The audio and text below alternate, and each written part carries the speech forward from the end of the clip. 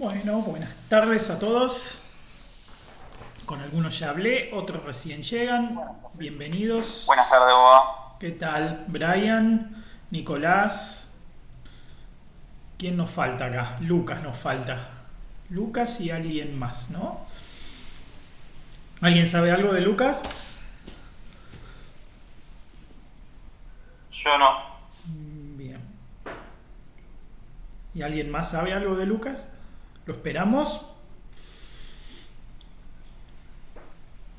Confírmenme, chicos, por favor, si alguno sabe algo.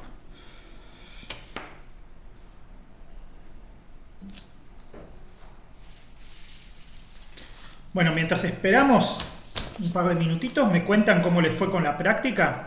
¿Pudieron avanzar con el tema de las tablas de rutas? ¿Sí? ¿Han podido instalar el simulador? ¿Han podido probar algo en el simulador? Cuéntenme cómo les fue, a ver alguno. ¿Por dónde van? Yo sí avancé, pero no pude colocar el simulador todavía. No Ajá, encuentro. bien. Pero sí con el práctico, la parte de papel la pudiste resolver, la tabla de rutas, el diseño de la red, toda esa parte sí. Sí, con eso avancé, por favor. Bien, ¿y los demás cómo les ha ido? ¿Cómo vienen? ¿Todos tienen más o menos ya encarado el tema ese o alguno va más atrás? Confírmenme, por favor.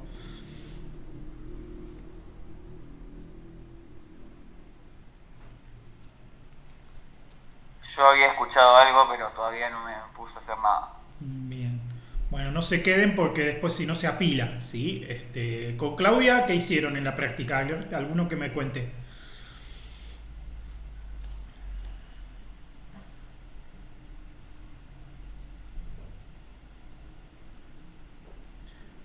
¿Estuvieron en la práctica con Claudia?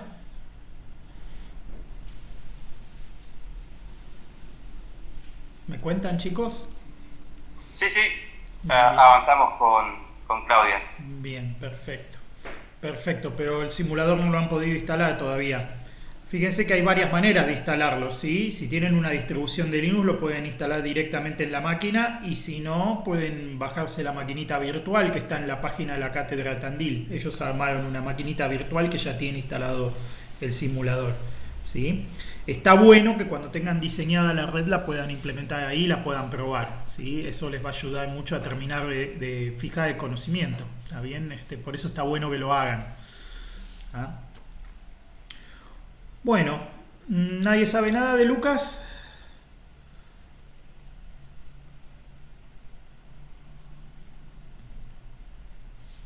¿No? ¿No dijo nada Lucas?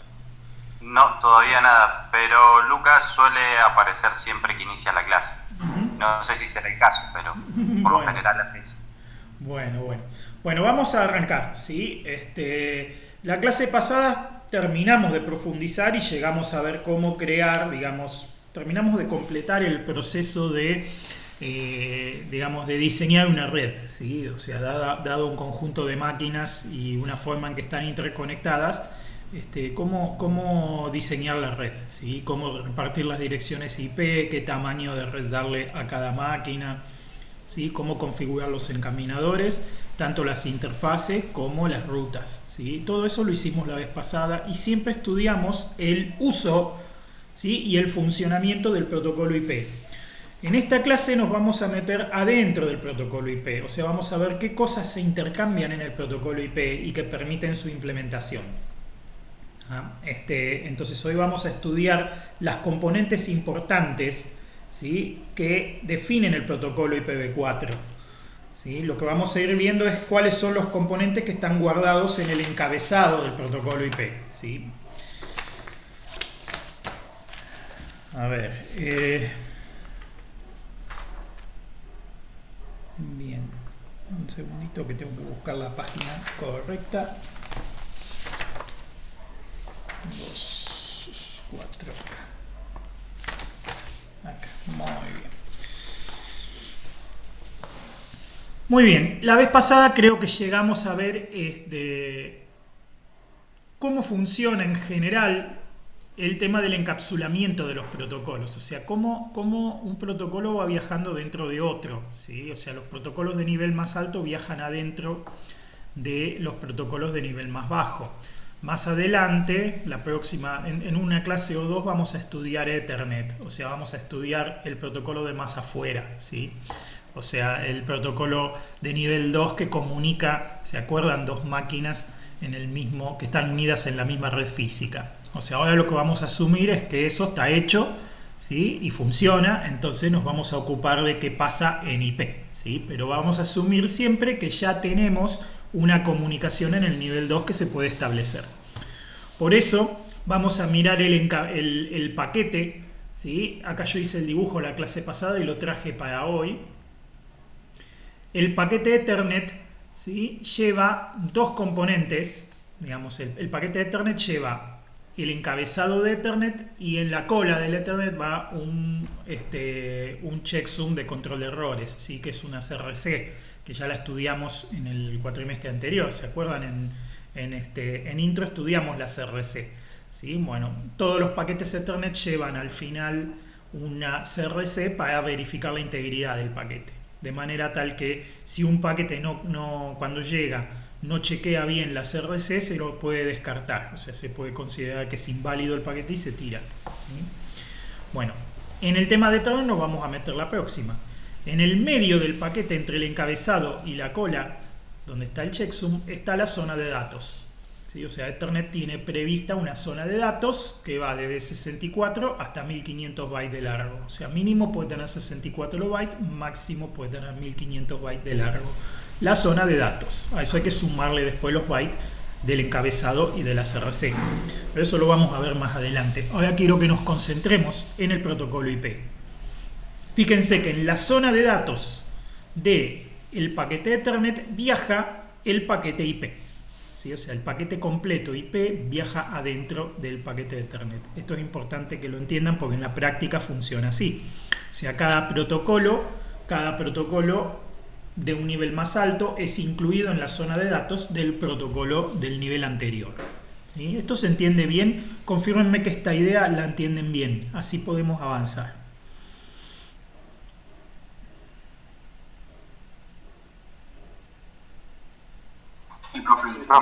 Sí, ¿no? Se entiende bien. Perfecto. Muy bien. Entonces ahora vamos a ver, hoy nos vamos a enfocar en qué datos viajan en el encabezado IP.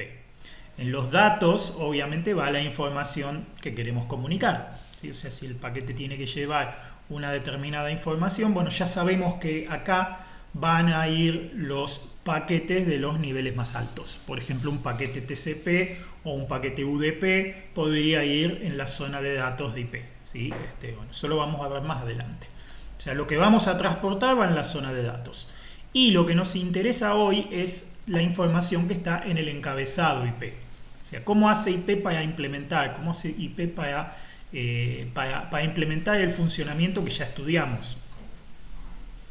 Bueno, recordemos que las características importantes del protocolo IP es que no es orientado a la conexión, no tiene per se estado interno, ¿sí? Los encaminadores no tienen noción de conexiones, solamente tienen noción de paquetes que van y vienen, ¿sí? Y de cómo dirigirlos. O sea, en función del destino, el encaminador sabe para dónde dirigirlo, pero nada más. No tiene una noción intrínseca de conexión, no sabe quién está conectado con quién. Si bien podrían extraer esa información, el protocolo no lo requiere y eso hace que sea más fácil y más rápido implementar y más económico implementarlo al protocolo. Es un protocolo no confiable porque nada garantiza que un paquete llegue a destino, ¿sí? Lo que se dice es que se hace el mejor esfuerzo para que ese paquete llegue a destino. Se hace lo suficiente, pero no lo necesario. ¿Está bien? Por eso se dice que es de mejor esfuerzo. ¿Sí? Y lo más importante de todo es que abstrae a los protocolos de nivel más alto del concepto de subredes. O sea, una vez que pasamos el protocolo IP, ya es lo mismo si nos estamos comunicando con una máquina, con nuestra propia máquina, con una máquina que está en nuestra misma red o con una máquina que está en cualquier otro punto de la red de redes. O sea, para los protocolos de nivel más alto es completamente transparente ese concepto. Y esto es el valor más importante que le añade el protocolo IP a toda la pila de comunicación. ¿Sí? Bueno, en la primera versión de IP, que es la que estamos estudiando en esta materia, la IPv4, tiene direcciones de 32 bits tiene una serie de características. El protocolo IPv6 es una revisión del protocolo IPv4 que conserva muchas de esas características. Se han añadido características nuevas y se han quitado características, o se le ha quitado importancia a determinadas características en el protocolo IPv6. ¿Sí? Esto es importante, esto es consecuencia de la evolución. O sea, del protocolo IPv4 se han quitado algunas cosas, o se les ha quitado importancia por lo menos, ¿sí? Y se han agregado otras cosas importantes. ¿Ah? Por ejemplo, se optimizó para que, digamos, no haya que hacer tantas cuentas en los encaminadores, para que no haya que usar tanto procesador.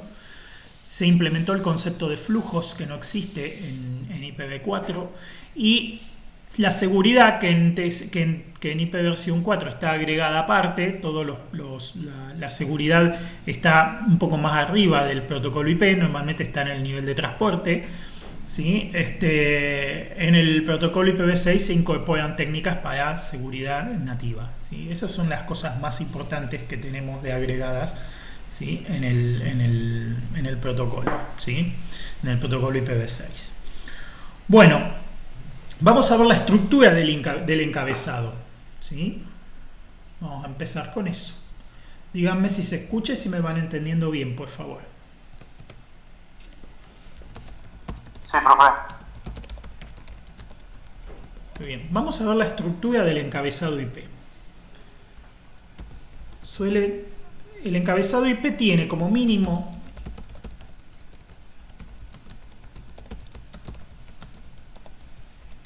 $20 bytes de largo, ¿sí? O sea, el tamaño total del encabezado IP es de 20 bytes. Si nosotros vamos a ver qué es lo que hay dentro de esos 20 bytes ahora, ¿sí? Puede ser más grande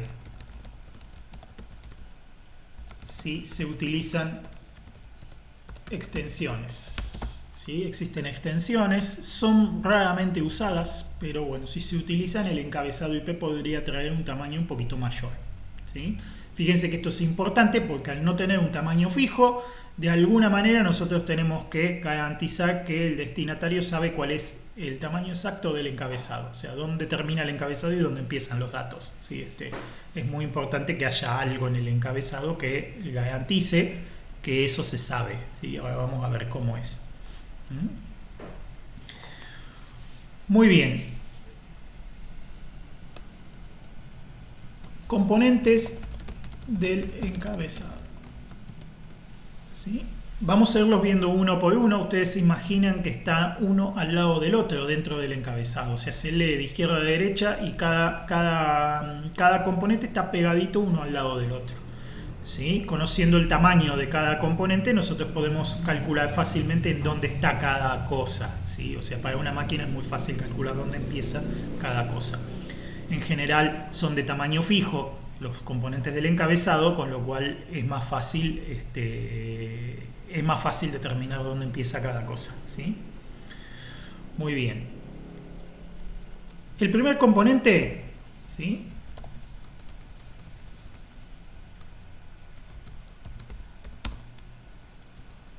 es la versión. Tiene 4 bits y vale siempre 4 para IPv4 y 6 para IPv6. O sea que el primer nivel, los primeros 4 bits del encabezado siempre tienen el valor 4 o el valor 6. ¿Sí? O sea, 0100 o 0110. ¿Sí? Dependiendo de si es un paquete IPv4 o IPv6. El primer nivel, ¿sí?, la primera mitad del primer byte. ¿Sí? La segunda mitad se llama Internet Header Length. ¿Sí? Indica en palabras de 32 bits el tamaño del encabezado. O sea, con el segundo nivel del primer byte nosotros ya sabemos cuál es la longitud del encabezado IP. Esto que les decía hoy que es muy importante. ¿Sí? Para encabezados normales, sin extensiones, siempre vale 5. Porque dijimos que la longitud del encabezado son 20 bytes. ¿Sí? Si la longitud está dada en palabras de 32 bits, ¿sí? Este valor tiene que ser 5 para indicar un total de 20 bytes. ¿Sí? ¿Se entiende, no es cierto? Confírmenme que se entiende. Sí, profe. ¿Qué quiere decir esto? Que la mayoría de los paquetes IP comienzan con el byte 45. Hexadecimal, ¿no? Obviamente.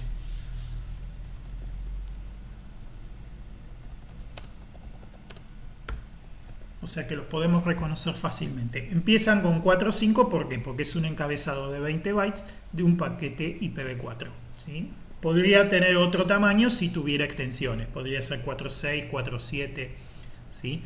Fíjense que el encabezado, por definición, no puede tener más de 16 palabras de 32 bits. O sea, el tamaño más grande que podemos tener es de 16 palabras de 32 bits cada una. ¿Sí? O sea, 64 bytes es lo más largo que un encabezado puede llegar a ser.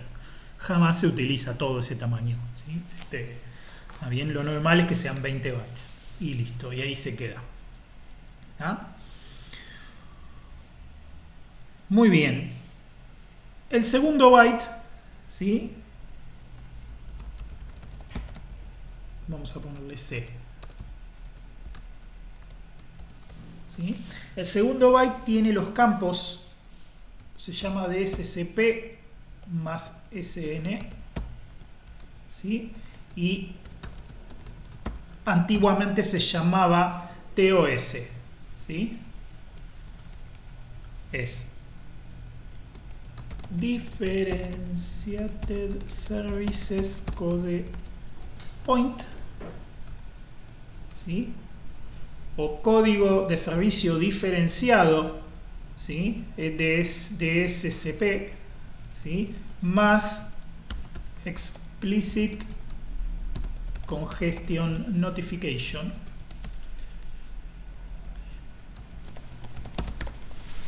¿Sí? Antiguamente, Type of Service. Cambió la nomenclatura y cambió la forma en que se usa este byte. Es el segundo byte. ¿Sí? Total 8 bits. 6 para DSCP y 2 para SN. Antiguamente eran los 8 bits dedicados a Type of Service. ¿Para qué sirve esto? Tanto la antigua norma como la nueva norma, ¿sí? Utilizan este byte para decir cómo se desea que se trate este paquete. ¿Sí? O sea, se le puede dar una pista a los encaminadores con este byte de decir qué es lo que prefiere, qué es lo que se prefiere para este paquete. ¿Que llegue más rápido? ¿Sí? ¿O que llegue más seguro? O sea, ¿qué se busca minimizar? Si se busca minimizar el tiempo de llegada o si se busca maximizar la seguridad de arribo. ¿Está bien? O sea, tiene en función de qué protocolo de nivel superior estamos usando, nosotros acá podríamos dar indicaciones de qué prioridad vamos a decir queremos que pase con este paquete. Los protocolos más interactivos requieren que los paquetes salgan antes, con una prioridad mayor. Los protocolos menos interactivos no tienen criticidad en ese aspecto.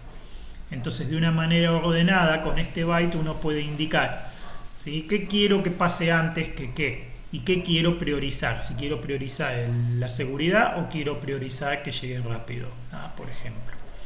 ¿Está bien? Esto, ¿sí?, no hay ninguna garantía en ninguna parte de que se cumpla, ¿sí? Estos son solamente pistas que se le dan a los encaminadores, ¿sí? O sea, no se requiere que lo implementen, ¿sí? Y si no lo implementan, el encaminador normalmente lo que hace es enviar los paquetes en el orden en que llegaron. O sea, llega, los encola y los reenvía. Pero con este indicador se le puede pedir al encaminador que priorice determinados paquetes.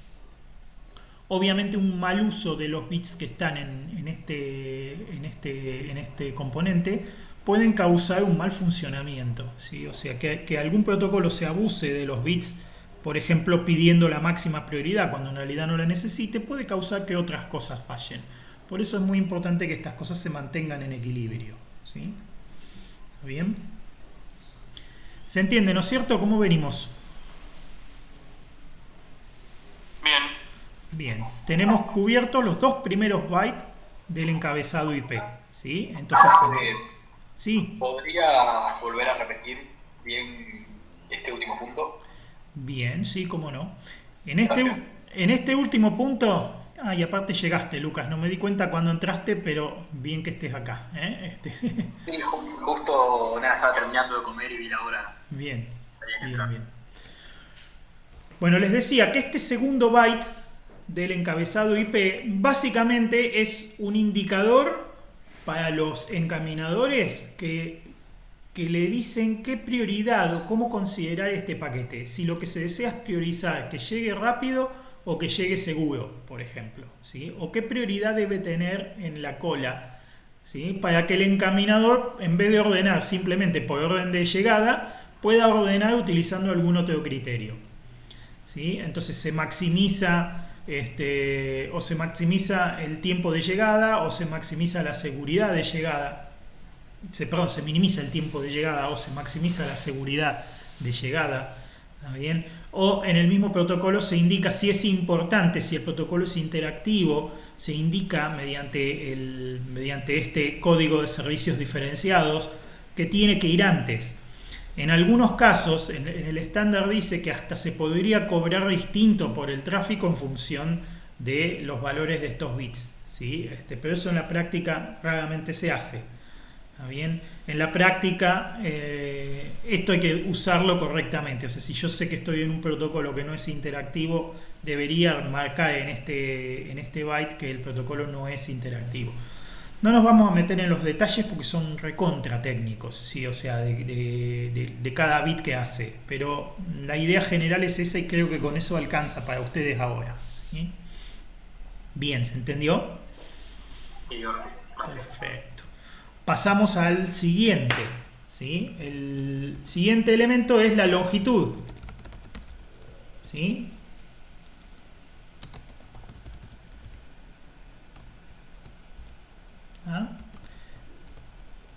Tiene 16 bits e indica la longitud total del paquete en bytes, ¿sí? O sea que acá este es muy importante. Este da la longitud del paquete completo con el encabezado más los datos. O sea, este es el tamaño total del paquete IP, ¿sí? Este da la longitud completa en bytes. ¿Qué quiere decir eso? Que un paquete de IP no puede ser más grande de 64 kilobytes. Se dan cuenta, ¿no? Porque 2 a la 16, ¿sí? Son más o menos 64.000 caracteres. Con lo cual estamos hablando de que un paquete IP no puede ser más grande de 64 kilobytes.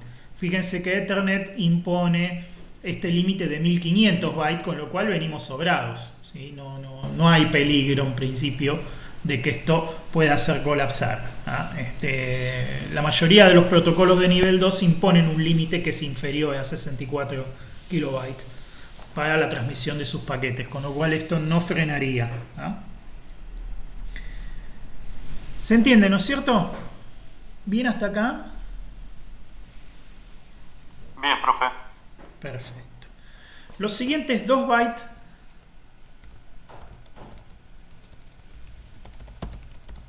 ¿sí? Asignan un identificador.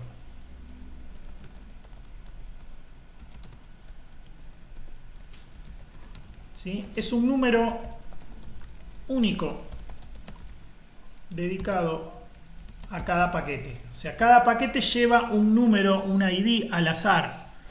¿Está bien? Fíjense que esto es importante, ¿sí? Puede ser al azar, puede ser secuencial, o sea, no dice nada el protocolo sobre cómo, digamos, asignar los identificadores. Lo importante es que cada paquete lleva un identificador único. ¿Para qué se utiliza esto? Para que en el caso de que haya una repetición, que un paquete sea enviado 2 veces, ¿sí? El sistema, al recibir el mismo paquete, el paquete de vuelta con el mismo identificador, se pueda dar cuenta de que es el mismo paquete y no lo transmita al nivel superior. ¿sí? Con esto se consigue una característica muy importante que es la idempotencia. Si yo transmití un paquete y no llegó, lo puedo transmitir o sospecho que no llegó, lo puedo transmitir de vuelta sin miedo. ¿Por qué? Porque el receptor tiene la posibilidad mediante el identificador de darse cuenta que el paquete está repetido y no subirlo, no escalarlo hacia arriba. ¿Ah? ¿Se entiende, no es cierto? El identificador se utiliza para eso. ¿Me siguen? Sí, profe. Bien. La otra cuestión importante es, en el caso de paquetes fragmentados,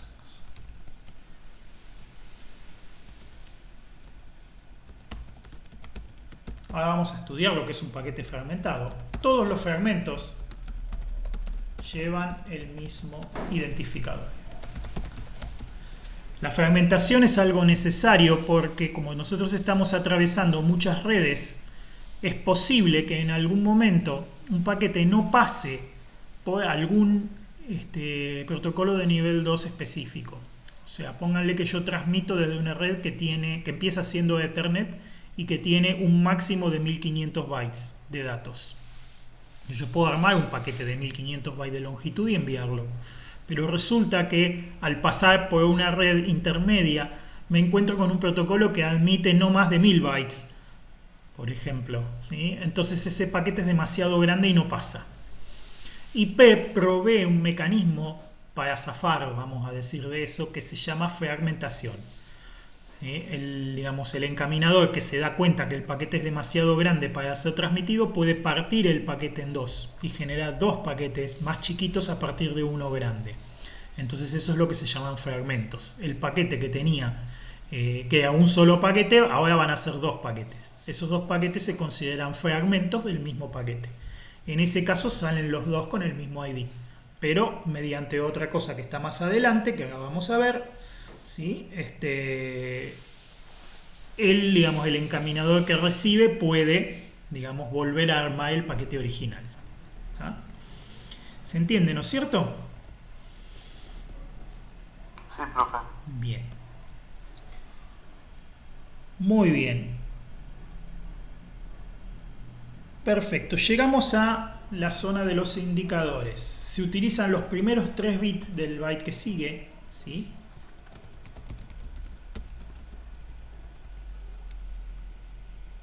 ¿Sí? Para justamente manejar el tema de la fragmentación. ¿Sí? 3 bits.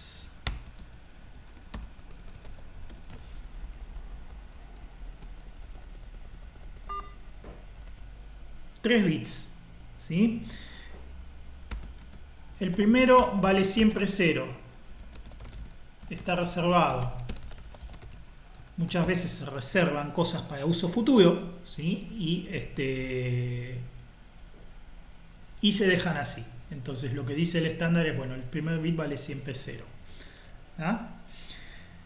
El segundo bit indica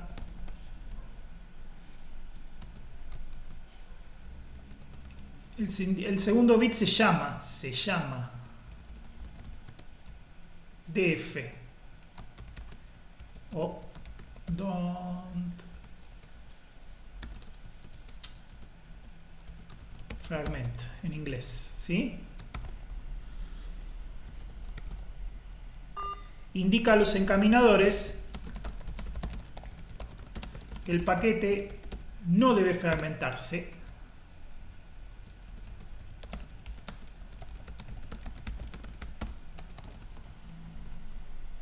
O sea que si el emisor emite el paquete con este bit puesto en 1, ¿sí?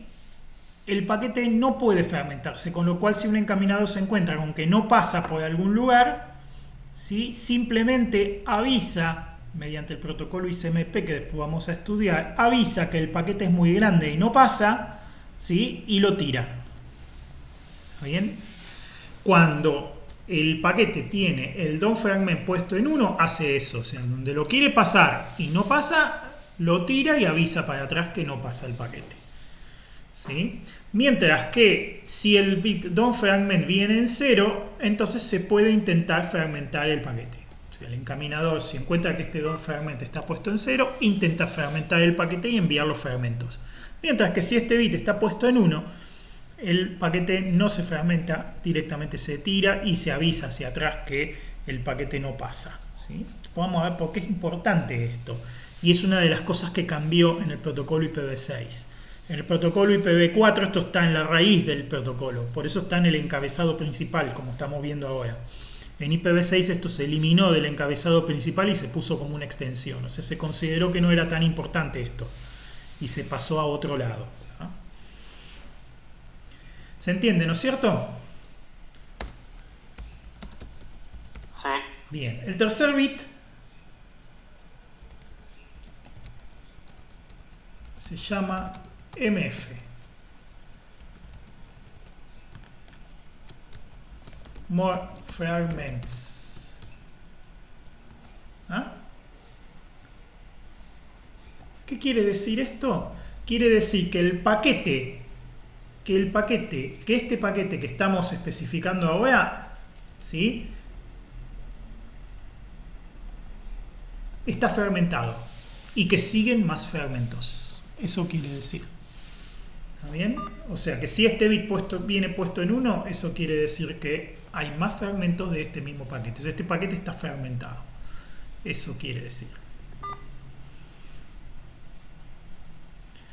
Ahora vamos a ver cómo se implementa el concepto de fragmentos con el siguiente componente del encabezado. El siguiente componente del encabezado, ¿sí?, es el offset de fragmento.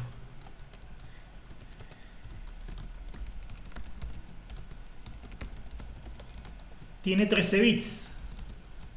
Fíjense que los 3 bits de los indicadores más los 13 bits del offset de fragmento forman 16 bits completos. O sea que en total, entre los indicadores y el offset de fragmento, conjuntamos 2 bytes más, ¿sí?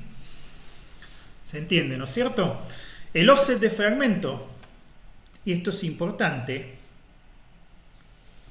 ¿sí?, indica el origen del fragmento, ¿sí?, o sea, la posición inicial, vamos a decir,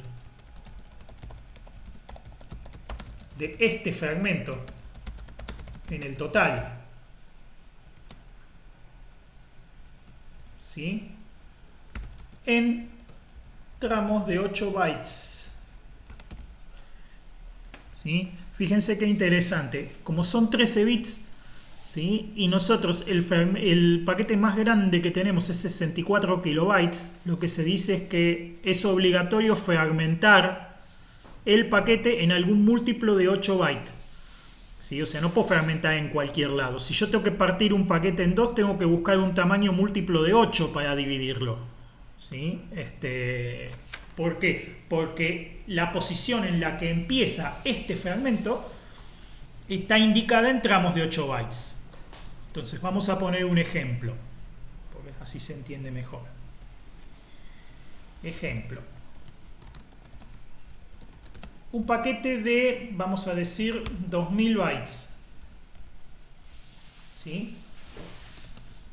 No pasa por Ethernet. ¿Ah? No pasa por Ethernet. Entonces, ¿qué se hace? Se parte en 2.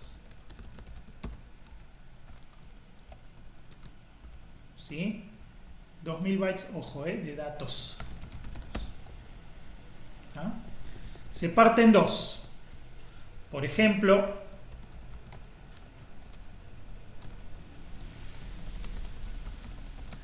dos partes de 1000 bytes cada una.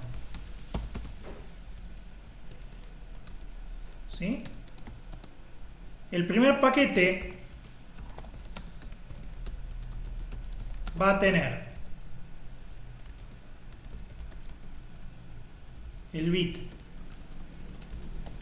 MF en 1 y el offset de fragmento en 0. ¿Ah? El primer paquete, obviamente, si tiene el DF puesto en 1, no se va a fragmentar, con lo cual ya sería un error. Así que el DF está siempre en 0. ¿Sí? En la primera mitad tenemos el MF puesto en 1 y el offset de fragmento puesto en 0. ¿Está bien? El segundo paquete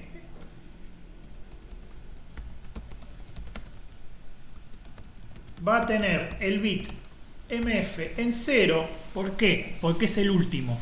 ¿Sí? Porque nosotros fragmentamos, partimos el paquete en 2. ¿Está bien? Entonces se transmite el primer paquete con el more fragments puesto en 1 y el offset de fragmento en 0. Y el segundo paquete, ¿sí?, va a tener el bit more fragments en 0 porque ya no hay más fragmentos, ¿sí?, y el offset de fragmento en 125, ¿no? Sí, sería 1000 dividido 8, creo que es 125, si no le la cuenta.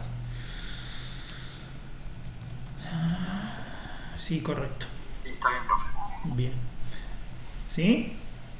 Con lo cual, fíjense cómo cualquiera en el camino se da cuenta que este es un fragmento. Te podés dar cuenta por una de dos causas. O porque el MF está puesto en 1, seguro que es un fragmento, o porque el offset de fragmento es distinto de 0.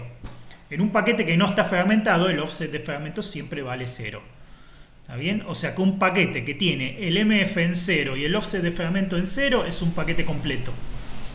Un paquete que tiene el more fragments en 1 y el offset de fragmento en un valor distinto de 0 es un fragmento. ¿Está bien? Si tiene el MF, el more fragments en 1 y el offset de fragmento en 0, quiere decir que es el primer fragmento del paquete. ¿Ah? Si tiene el more fragments en 1 y el offset de fragmento en un valor distinto de 0, quiere decir que es algún paquete del medio, un fragmento del medio ¿sí? Porque el paquete está fragmentado en más de 2 fragmentos. Y el que tiene el more fragments en 0 y un offset de fragmento distinto de 0 es el último paquete del fragmento. ¿Está bien? ¿Se entiende, no es cierto? ¿Me siguen? ¿Sí? En general, un paquete no fragmentado tiene el MF en 0 y el offset de fragmento en 0. El primer fragmento de un paquete tiene el MF en 1 y el OF en 0. ¿Sí? Los fragmentos del medio tienen el MF en 1 y el OF distinto de 0, indicando cada uno dónde comienza, ¿sí? En qué punto del paquete comienza. ¿Está bien? Por ejemplo, en el ejemplo de hoy habíamos puesto, bueno, lo partimos en 2 mitades de 1000. Entonces el segundo fragmento, ¿dónde empieza? Empieza en la posición 125. 125 por 8 es 1000. O sea, en la posición 1000. ¿Ah? Empieza. De esa manera, en el destino se pueden reconstruir. ¿Está bien? En el destino se pueden reconstruir todos los fragmentos y se vuelve a armar el paquete completo para entregarlo a los niveles superiores. ¿Sí? Siempre se transmite y si hace falta fragmentarlo, se fragmenta y si hace falta fragmentarlo de vuelta, se lo fragmenta de vuelta. ¿Está bien? Todas las veces que hace falta, los encaminadores del medio lo pueden volver a fragmentar. Fíjense que por eso es este mecanismo. Este mecanismo permite que lo podamos partir tantas veces como querramos al paquete. El encaminador que está al final, ¿sí?, el del destino, es el que tiene que armar todo de vuelta. O sea, la última máquina en el fondo tiene que armar todo el paquete antes de subirlo a los niveles superiores. O sea que solamente el destinatario final rearma el paquete. ¿Se entiende, no es cierto? A ver, díganme ustedes, el último paquete entonces, el último fragmento. ¿Cómo tienen los valores de MF y de OF? Díganme ustedes.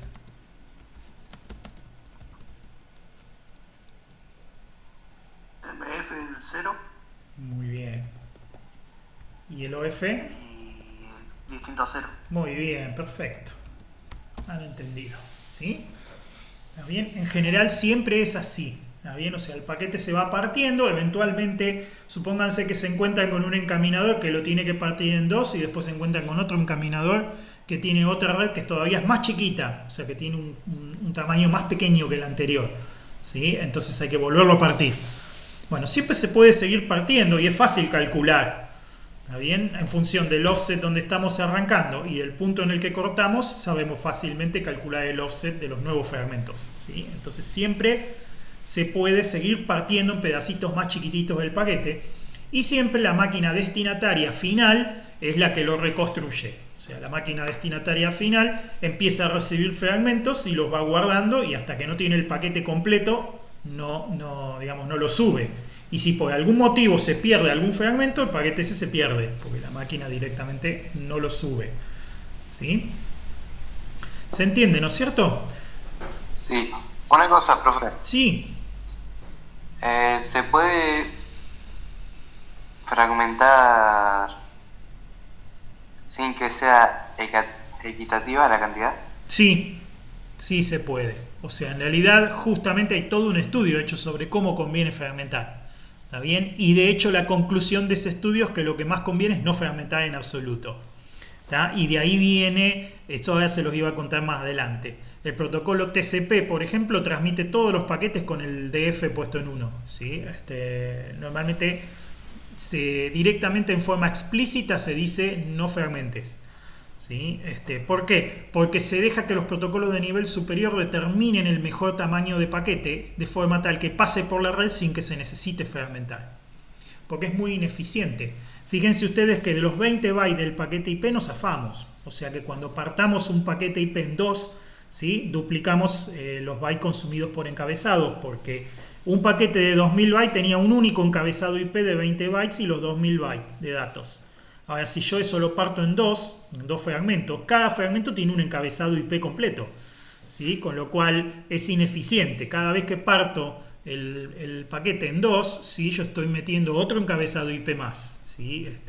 O sea, en total, ¿no? Si sumamos el total de datos que transmitimos, vamos perdiendo eficiencia. Con lo cual lo más eficiente es no fragmentar en absoluto. Es decir, bueno, si yo de antemano ya sé el tamaño el tamaño de paquete que pasa por toda la red de punta a punta, entonces tengo que usar ese tamaño y listo. Y entonces no hace falta fragmentar en ningún lado, ¿no? Eso es lo ideal, ¿sí? Ahora, si hay que fragmentar, bueno, ahí está estudiado cómo conviene dividirlos, ¿sí? Si yo los divido exactamente al medio y asumo que no va a haber otra circunstancia de fragmentación, sería lo óptimo. Pero si sabemos que puede haber más circunstancias de fragmentación, pues ahí no conviene. Bueno, eso es todo un estudio que hay hecho. Por eso es que el tema de la fragmentación pasó a ser a segundo plano en IPv6. O sea, está la funcionalidad, pero está como auxiliar, no está en el cabezado principal. O sea, en general los paquetes en IPv6 no se fragmentan. ¿Sí? Es una de las cosas que cambió, digamos, de la antigua a la nueva, porque se descubrió que es totalmente ineficiente, ¿sí? Es completamente ineficiente para la red estar fragmentando los paquetes. ¿Ah? Pero es buena la pregunta, ¿eh? Muy bien. Llegamos a otro componente muy importante, que es el TTL. ¿Sí? Son 8 bits. Indica la cantidad de segundos o saltos que el paquete puede dar antes de ser descartado. Este componente es muy importante. ¿Se acuerdan cuando hacíamos el ruteo que yo les dije vamos a poner una ruta negativa para evitar un ciclo de ruteo? ¿Qué pasa si hay un ciclo de ruteo? Si hay un ciclo de ruteo, ¿sí? El paquete quedaría pasando de un encaminador a otro para siempre. Y eso es un peligro, porque no hay forma de detenerlo, no hay manera de cortar ese paquete que está picando para siempre, ¿sí? ¿Se imaginan que si toda la internet tuviera un conflicto de ruteo, los paquetes empezarían a dar vueltas para siempre? ¿Sí? Y se generaría un loop que sería dificilísimo de cortar. O sea, hay que apagar alguno de los routers para que el ciclo se corte. Bueno, la gente que pensó el protocolo IP se dio cuenta de eso y pusieron este mecanismo de seguridad, que es el TTL, para evitar que un paquete se quede dando vuelta para siempre. En el protocolo IPv4, ¿sí?, este campo se define como time to live, y lo que dice el estándar es que es o la cantidad de segundos o la cantidad de saltos que puede dar un paquete antes de ser descartado. ¿Cuál de esas dos cosas? La que sea menor. Yo en cada salto tengo que descontar 1, o sea que por cada encaminador que el paquete pasa se le va restando 1 al TTL. Si el paquete sale con un TTL de 20, por ejemplo, el primer encaminador lo baja a 19, el segundo encaminador lo baja a 18, el tercer encaminador lo baja a 17. ¿Sí? El estándar dice algo bastante feo. Dice que si por alguna razón el paquete estuviera en el encaminador por más de un segundo en memoria, ¿sí?, debería descontársele otro TTL. ¿Sí? O sea, si el paquete llega, yo le descuento un 1, pero si el paquete vive más de un segundo adentro del encaminador, o sea, no es transmitido por más de un segundo, deberíamos descontarle otro más en el mismo encaminador. ¿Sí? Con lo cual, eventualmente, el paquete tiene un tiempo de vida que está dado o en saltos o en segundos. Si el paquete sale con un TTL de 20, y el paquete no puede estar más de 20 segundos en la red, ni puede saltar más de 20 encaminadores. ¿Sí? El encaminador que lleva este paquete a este TTL a 0, directamente no lo retransmite, lo tira. O sea, cuando llega un encaminador y ese encaminador le resta 1 y ese valor llega a 0, directamente el encaminador tira el paquete. Normalmente avisa para atrás con una señal, con un paquete ICMP que vamos a ver, avisa que tiró el paquete porque se le acabó el TTL. ¿Sí? Pero lo tira y ya está. ¿Está bien? ¿Se entiende, no es cierto? Sí, profe. Perfecto. Este mecanismo es el que evita un loop infinito. ¿Por qué? Porque si hay un loop infinito va a empezar a saltar entre los encaminadores hasta que el TTL llegue a 0. Cuando el TTL llegue a 0, el paquete se tira y listo. Y se acabó el problema. ¿Ah? En el protocolo IPv6 esto se redefinió para hacer cantidad de saltos. O sea, se eliminó lo del time to live y se lo definió como cuántos saltos puedo dar. Nada más. Se le quitó la otra regla porque era un despelote la otra regla. ¿Sí? Entonces en IPv6 lo cambiaron y dijeron no más TTL, ahora es contador de saltos. ¿Sí? Cuando el contador de saltos llega a 0, tiramos el paquete. En esencia es lo mismo. La diferencia es que le han quitado esta complejidad del tiempo. ¿Sí? Por eso yo les decía la otra vez que en muchos aspectos IPv6 simplifica a IPv4, no lo complica. ¿Sí? Muy bien.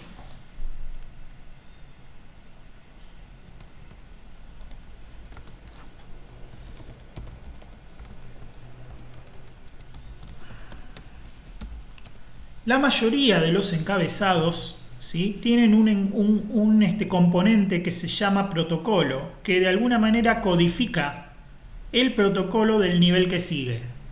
¿Está bien? En este caso, por ejemplo, en este campo de protocolo yo estaría codificando un paquete de qué protocolo de nivel más alto contengo en mi zona de datos. ¿Sí? ¿Se entiende, no es cierto?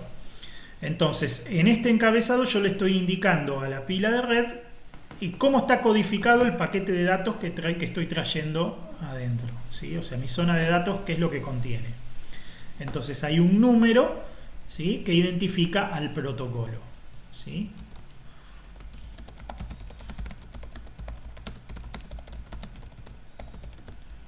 Está estandarizado. Por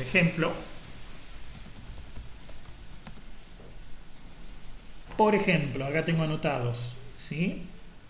Uno es ICMP. 2 es IGMP. 6 es TCP. 17 es UDP. ¿Ah? Son ejemplos. O sea, si el paquete que yo estoy transportando es un paquete ICMP, el número del protocolo va a estar puesto en 1. ¿Sí? Si es IGMP, va a estar puesto en 2. Si es un paquete TCP lo que estoy transportando, entonces este número va a estar puesto en 6. y si es un paquete UDP va a estar puesto en 17. Y hay muchos otros protocolos. Estos son los más usados, digamos. ¿Sí? Bien, ¿se entiende, no es cierto? Sí, profe. Perfecto.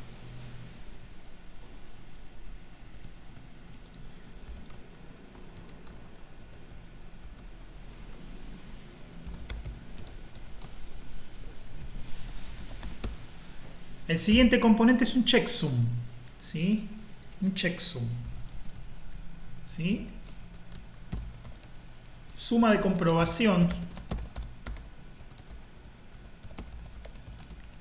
de los datos del encabezado IP. Solo del encabezado. Fíjense que acá no estamos cuidando los datos, solamente estamos cuidando el encabezado, ¿sí? Y es una suma de comprobación que es bastante más débil que una CRC. O sea que acá tenemos un doble cuidado. Por un lado tenemos el cuidado que hace el nivel 2 con la CRC y por otro lado, ¿sí?, tenemos un dígito de verificación que nos asegura que no está corrupto el encabezado IP, ¿sí? Si hay una falla de checksum, el paquete se tira, ¿sí? ¿Está bien? Porque no se comprueba no da la suma, ¿sí? ¿Está bien? ¿Sí? La suma es como lo aprendimos nosotros, ya creo que lo aprendimos en intro, ¿no? La suma se calcula como la suma de comprobación, ¿no? O el checksum. Se calcula como el complemento a 1 de la suma de todos los componentes del encabezado tomados de a 16 bits. En la práctica lo van a hacer esto, ¿sí? Se van a verificar cómo se puede, digamos, cómo se puede calcular. Entonces, ¿qué hace el encaminador? El encaminador toma el encabezado IP, le pone 0 en el checksum, ¿sí? Hace la suma en complemento a 1, le hace el inverso, ¿sí? O sea, le da vuelta a los bits y lo que le queda lo escribe en el checksum. Ustedes saben que si vuelven a hacer la misma operación, o sea, si toman todas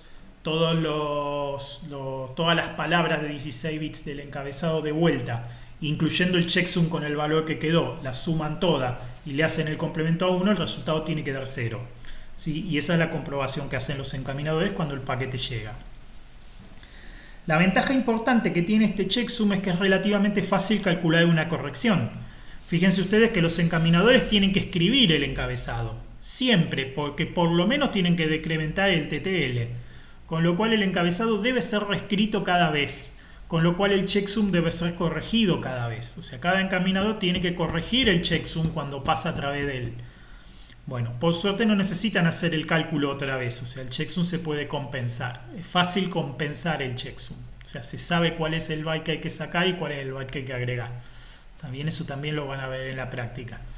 Aún así y todo, el cálculo del checksum es muy consumidor de CPU. Muchas placas de red directamente lo hacen por hardware, ¿sí? Lo tienen como fuera de la pila, ¿sí? Cuando la placa de red hace el cálculo del checksum, entonces la CPU, cuando genera el paquete, lo puede enviar con el checksum en 0. ¿Por qué? Porque después la placa de red, antes de transmitir el paquete por hardware, se lo agrega. ¿Sí? Eso es una cosa que tienen muchas placas de red modernas para liberar la CPU de los encaminadores. ¿Por qué? Porque cuando estamos transmitiendo a mucha velocidad, imagínense placas de gigabit, por ejemplo, son muchísimos paquetes por segundo y realmente llega a consumir mucha CPU, está calculando todo el tiempo los checksum. ¿Sí? ¿Se entiende, no es cierto? Díganme si entendieron bien hasta acá. Sí, profe. Bien, perfecto.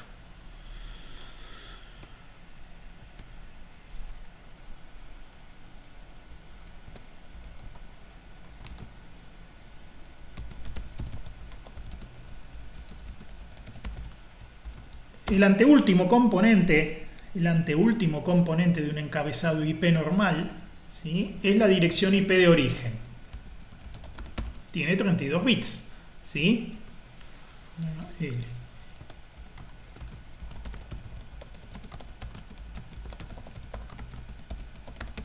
¿Ah? Y la dirección IP de destino es el último elemento del encabezado IP. O sea que al final de todo lo que tenemos es la dirección IP de origen y la dirección IP de destino, ¿sí? Con eso se completa el encabezado. Fíjense que si contamos, tenemos 4 bytes acá, 4 bytes acá son 8, ¿sí? Y 2 acá son 10, y uno es 11 y otro es 12. ¿Está bien?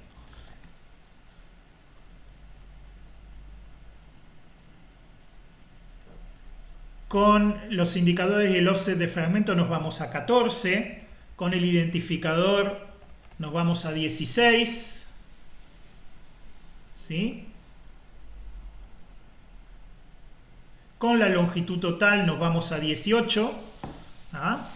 Con el Type of Service nos vamos a 19. Y con el primero que tenía la versión y el IHL son los 20 bytes que tiene el encabezado completo. ¿Ah? ¿Lo pueden ver? ¿Se dan cuenta cómo la longitud total es de 20 bytes?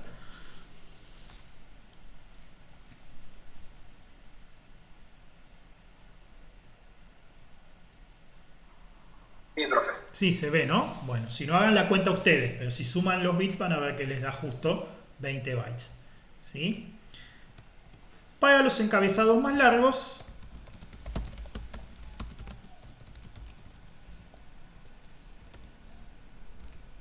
¿sí? Puede haber, ¿sí?, más componentes de 4 bytes cada una que codifican una extensión, ¿sí? Cada extensión está codificada aparte. Esto se está tratando está cayendo en desuso, ¿sí? Este concepto de las extensiones de IP está cayendo en desuso, pero todavía hay algunas que se usan. Por ejemplo, hay una extensión que se llama grabar ruta y que permite en campos de extensión, ¿sí?, ir guardando las direcciones IP de los encaminadores por los que se pasó. ¿Está bien? O sea que ahí podríamos nosotros en un paquete IP indicar mediante una extensión que queremos grabar el camino del paquete, ¿sí? Pero les comento que hay muchos encaminadores que lo ignoran, o sea, no es obligatorio respetarlo, con lo cual muchos encaminadores simplemente lo ignoran, con lo cual no es nada seguro, ¿sí? Así también hay otras extensiones. Por ejemplo, la seguridad está implementada como una extensión, ¿sí? Y hay otras que también están implementadas como extensión. En general no se usan, ¿sí? Pero si hubiera que usarlas, van justo atrás del encabezado estándar, ¿sí? Y obviamente cada extensión tiene 4 bytes y cada una codifica cómo se debe leer la siguiente, o sea que se leen en forma de lista vinculada. O sea que el encaminador tiene que leer la primera para saber qué tamaño tiene, para después leer la que sigue y así sucesivamente hasta cubrir todas las extensiones que podría tener el paquete. ¿Ah? En el uso normal no hay ninguna, con lo cual es más rápido, ¿sí? ¿Está bien? Pero son todos múltiplos de 4 bytes siempre, con lo cual, aunque tomaras menos de 4 bytes, tenés que rellenar hasta 4 bytes, ¿sí?, en una extensión.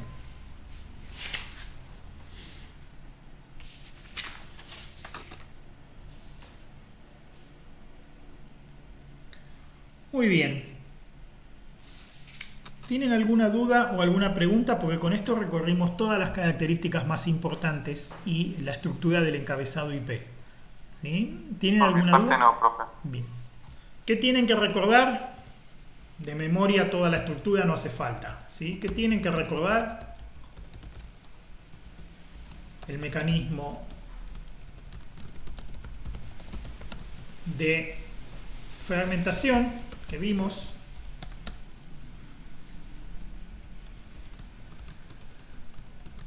el protocolo de TTL, ¿sí? O sea, eso que hablamos de que cada encaminador va decrementando, ¿sí?, el TTL en 1, ¿sí? ¿Y para qué sirve?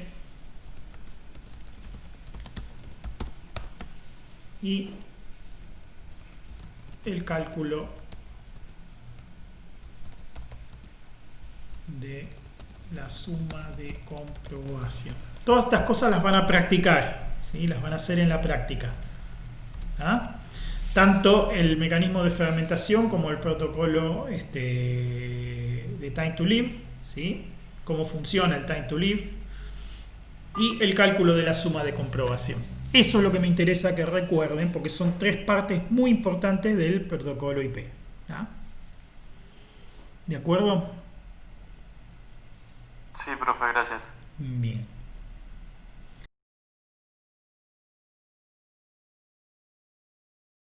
Bien. Vamos a hablar ahora de cómo se resuelve en alto nivel el problema de la fermentación. ¿Sí? O sea, de dónde viene el problema de la fermentación y cómo resolverlo. ¿Sí?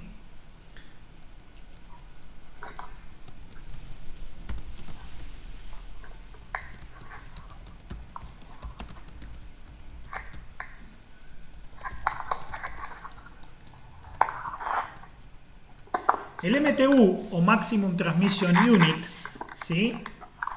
Es el tamaño máximo de paquete permitido por el nivel 2.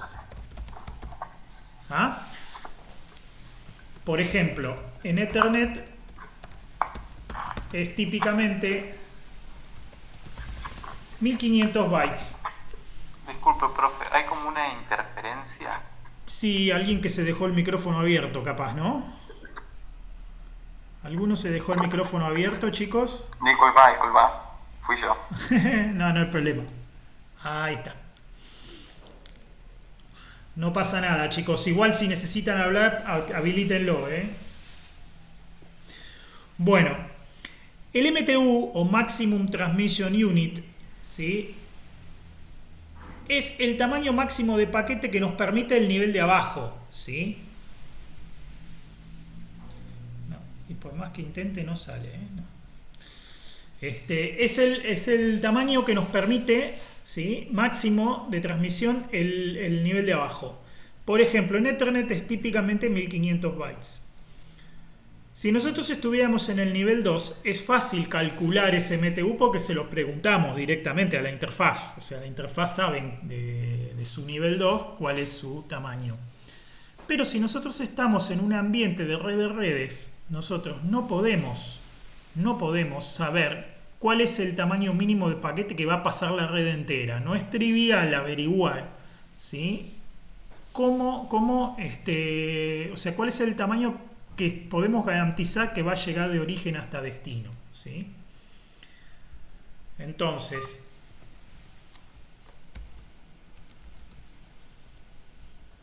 el PMTU, ¿sí? Es el MTU del camino completo, ¿sí? Path MTU.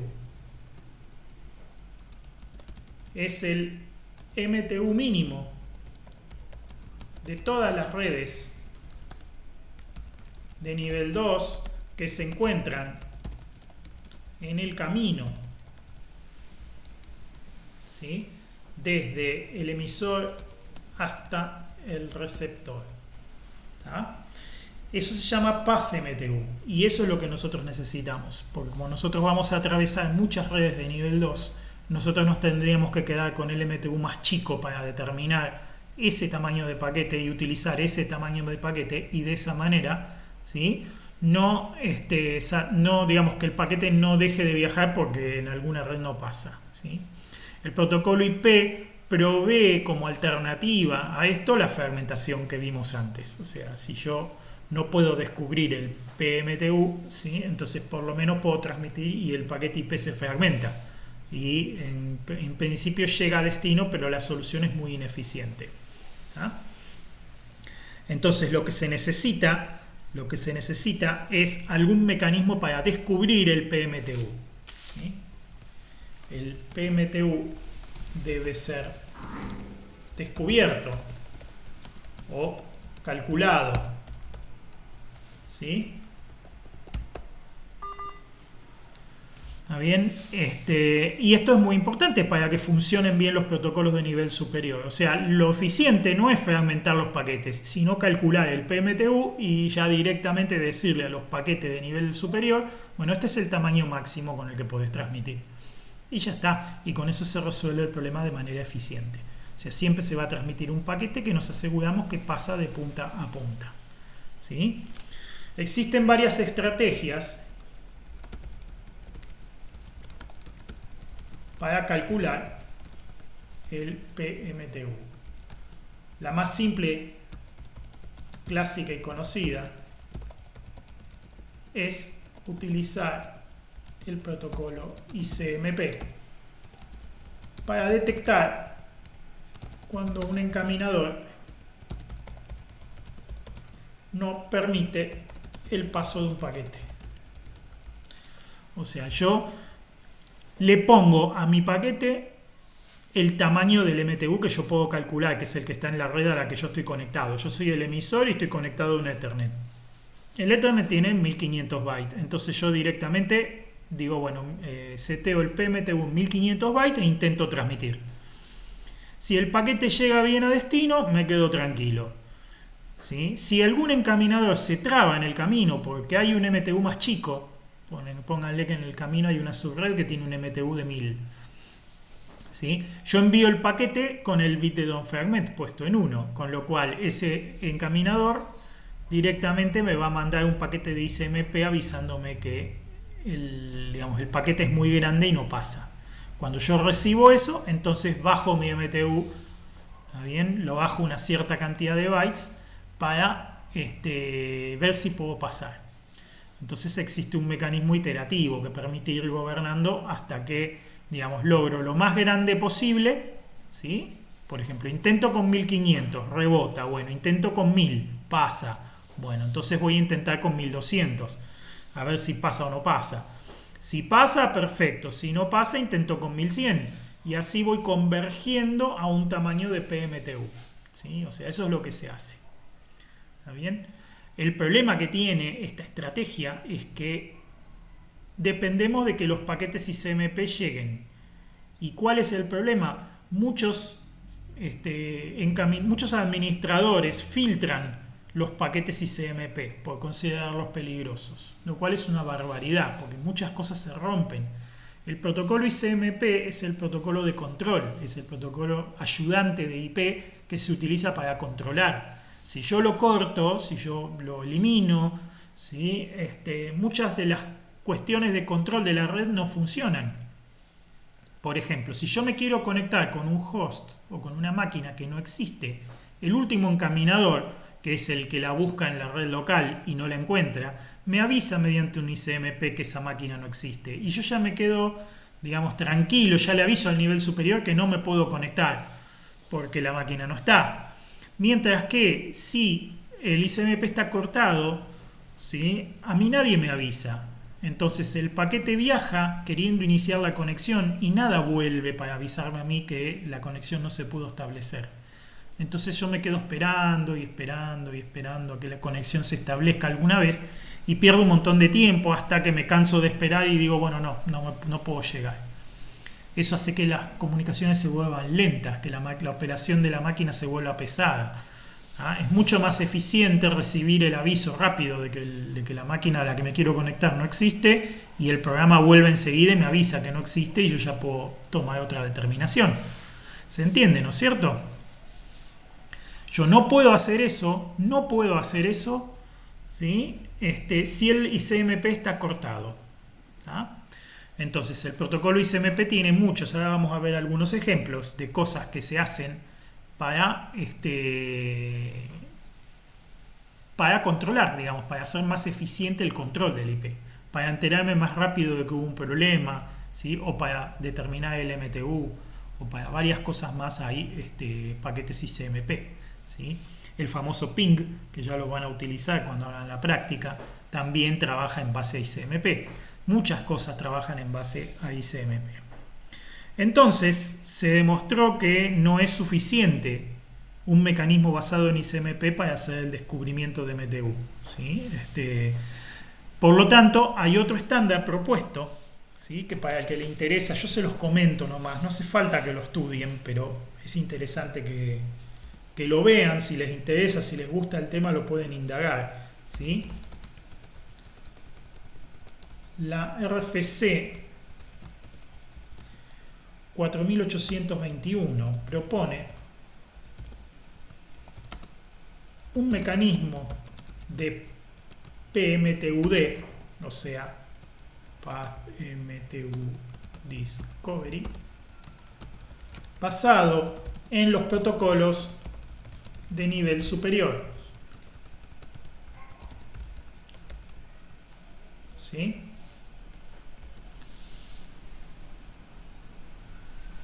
Por ejemplo, TCP. ¿Sí?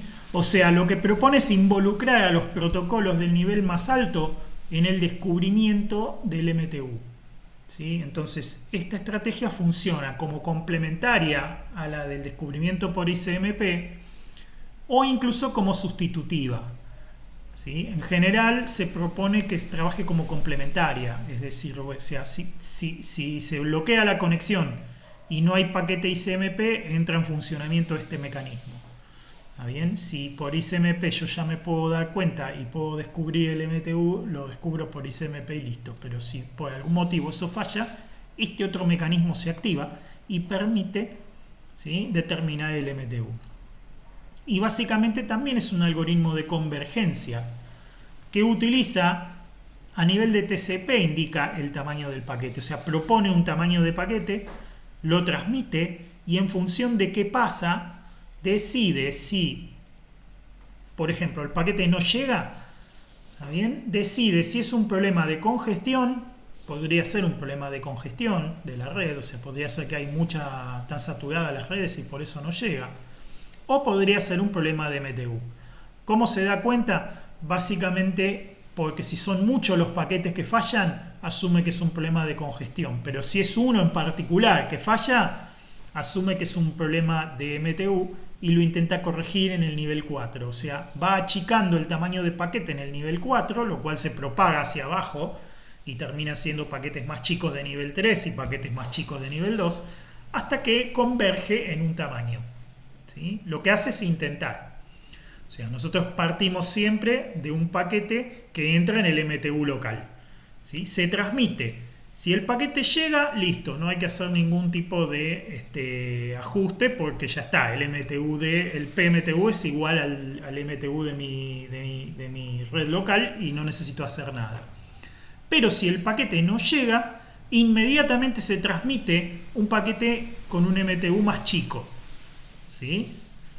Entonces, digamos, un paquete con un tamaño más pequeño y se verifica si llega. Si al transmitir el paquete más chiquito tampoco llega, se asume que hay un problema de congestión. ¿Sí? Siempre hay un límite superior y un límite inferior. Se arranca, digamos, con un paquete muy grande y después se intenta con un paquete muy chiquitito.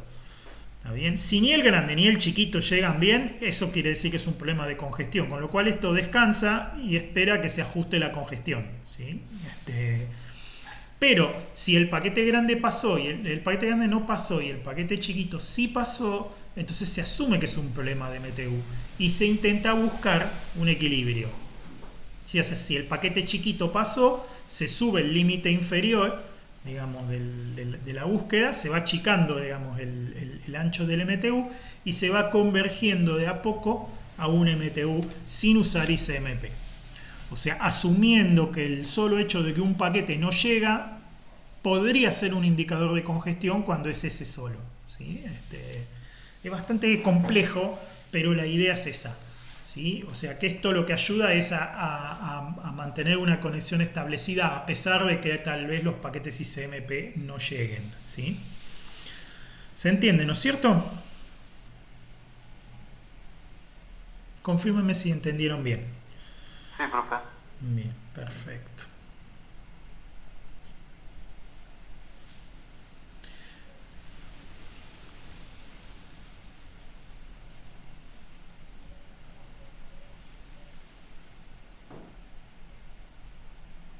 Vamos a profundizar un poquito en los paquetes entonces ICMP. ¿Sí?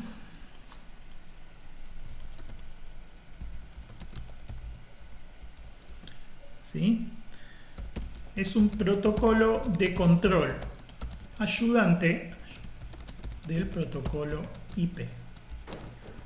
Viaja sobre IP. No es un protocolo de nivel 4, pero viaja encima del protocolo IP. Un encabezado IP cuyo número de protocolo está puesto en 1 indica que el paquete que va adentro es un paquete ICMP. ¿Sí?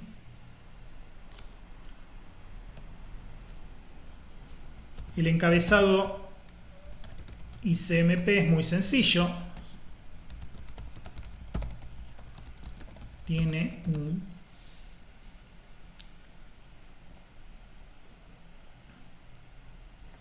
un tipo y un código. Y puede tener,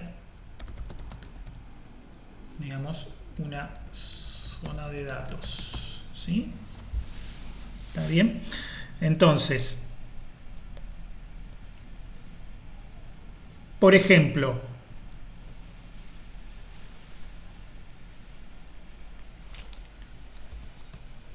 un ICMP tipo 8 es un eco. ¿Sí? El eco y la respuesta, ¿sí? El eco y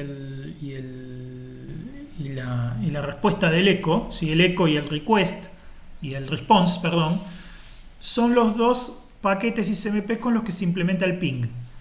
¿Sí? Y se utiliza para averiguar si yo puedo llegar hasta una máquina determinada. Lo van a utilizar un montón. Es una herramienta que se utiliza para probar las redes, a ver si funcionan bien. ¿Sí? Entonces, un ICMP tipo 8 es un eco, es un paquete de solicitud de respuesta. ¿Está bien? El paquete puede llevar una serie de datos que normalmente son al azar. ¿Está bien? Y llevan también un número de secuencia, los ecos. ¿Sí? Cosa de que uno pueda saber cuántos ecos envió. ¿Sí? Por ejemplo, se puede enviar uno por segundo. Se envía uno, después al segundo se envía otro, al segundo se envía otro. Entonces, con un número de secuencia, ¿sí? Se va a cada nuevo paquete se le envía una secuencia nueva. ¿Sí? Y cada paquete eco también tiene un identificador. ¿Sí? Con eso se puede construir el concepto de que yo estoy enviando muchos ecos desde el mismo comando. El identificador queda quieto y la secuencia se va incrementando. Cada paquete lleva un número con una secuencia creciente. La máquina receptora, cuando recibe un ICMP de tipo 8, tiene que responder con otro paquete de tipo ICMP, ¿sí? Con el tipo puesto en 0. ¿Sí?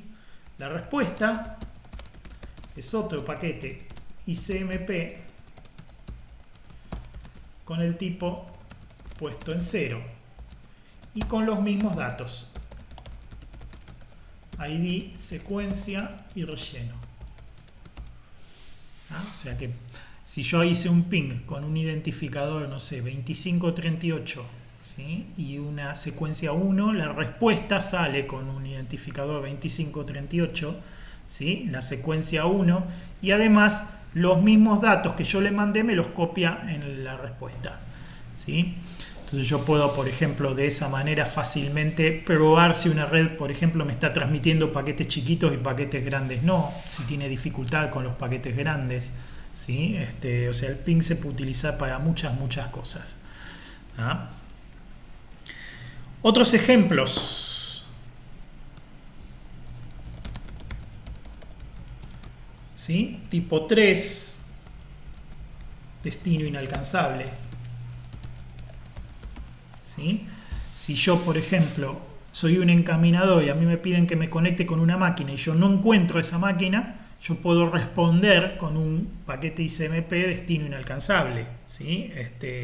Diciendo que no pude encontrar esa máquina. Entonces fíjense cómo con el código yo le puedo avisar al que emite qué es lo que pasó. ¿Se entiende, no es cierto? El tipo 8, por ejemplo, el tipo 5 es redirección. ¿Sí? La redirección ICMP es muy interesante. Cuando yo tengo, por ejemplo, un encaminador que se da cuenta, ¿sí?, que para llegar a una red yo tengo que ir por otro encaminador que está conectado en la misma red que yo. ¿Sí? Típicamente eso pasa cuando yo tengo en una red tengo varios encaminadores y uno de ellos está elegido como encaminador por defecto. ¿tá? Los otros encaminan, pero no están como encaminador por defecto. Entonces cualquier máquina de esa red va a ir al encaminador por defecto. El encaminador por defecto se da cuenta que para llegar al destino se puede ir por otro encaminador de la misma red. Entonces contesta con una redirección de ICMP a la máquina de origen para decirle, mira, para ir a este destino mejor conectate directamente con este otro encaminador. ¿Ah? Entonces eso permite a la máquina de manera más eficiente encaminar, a pesar de que no tiene configurado todos los encaminadores de la red. El encaminador por defecto ya le informa que se redirija a otro, ¿sí? Este protocolo es muy interesante, también es muy plausible de ataques, ¿sí? O sea, hay ataques que se hacen con esta redirección, ¿sí? O sea que puede ser medio peligroso, pero en definitiva lo que hace es que sea más eficiente, ¿sí? El ruteo, ¿sí? El encaminamiento. ¿Ah? Y por ejemplo el tipo 12 es tiempo excedido. Este es el que se envía cuando el TTL llega a 0. Cuando un encaminador recibe un paquete y el TTL pasa a valer 0, devuelve un paquete ICMP de tipo 12 diciendo se me pasó el tiempo, ¿sí? No transmití este paquete. ¿Se entiende, no es cierto? Sí, profe. Bien. Muy bien. Todas estas cosas las van a practicar después. Por lo menos algunas de ellas las van a practicar. ¿Sí? Bueno, vamos a hablar un poquito de cómo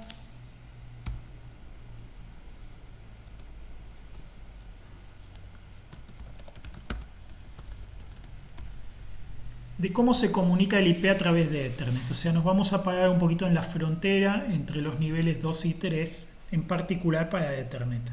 ¿Sí?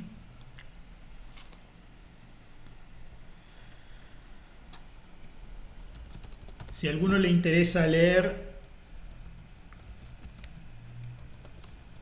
¿sí?, las RFC 894 y 1984, 894 y 1984 tratan este tema, ¿sí?, de cómo es la comunicación entre IP y Ethernet, ¿sí? O sea, cómo es la adaptación, digamos, o cómo es la frontera, ¿sí? Entonces, para el protocolo IP, ¿sí?, existen, digamos, dos identificadores en Ethernet, ¿sí? Para transmitir IP sobre Ethernet se necesita un protocolo auxiliar, que es el que se encarga de buscar, de determinar las direcciones MAC de los destinos en función de la dirección IP. Este protocolo se llama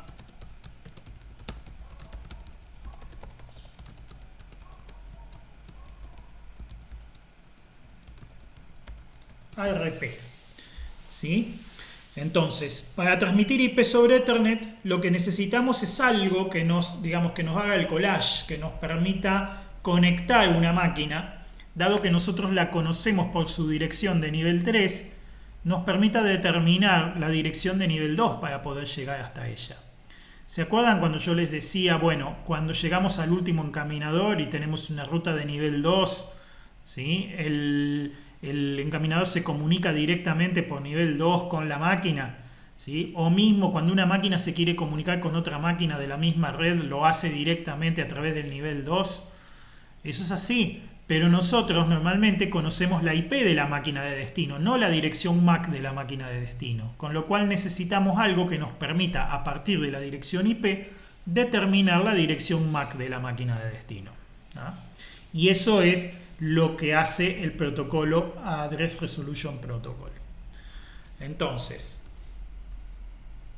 el protocolo IP tiene el código 0x800 en Ethernet, ¿sí? Y el protocolo ARP tiene el código 0x806 en Ethernet.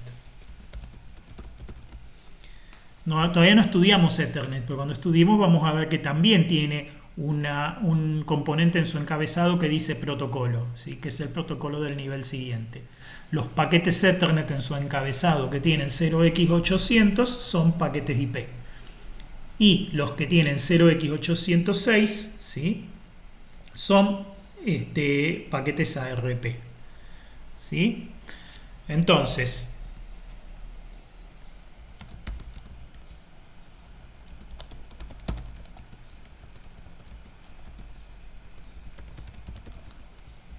lo que hay que definir es el mapeo multicast y el mapeo broadcast, ¿sí? Las direcciones IP que comienzan con 224, ¿se acuerdan? Que era de 224 a 200, no me acuerdo, ahora lo tengo anotado acá eso.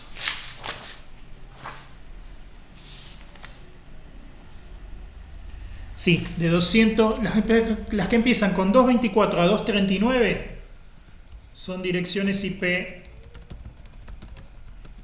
multicast, ¿sí?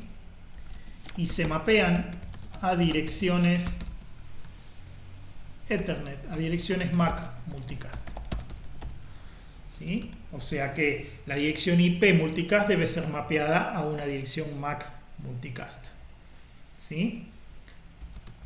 Las IPs que indican una dirección de difusión, ¿se acuerdan? Las que tienen todos los bits de la máquina puesta en 1 para una red determinada. Esas direcciones son multicast, son broadcast, ¿sí? O son direcciones de difusión.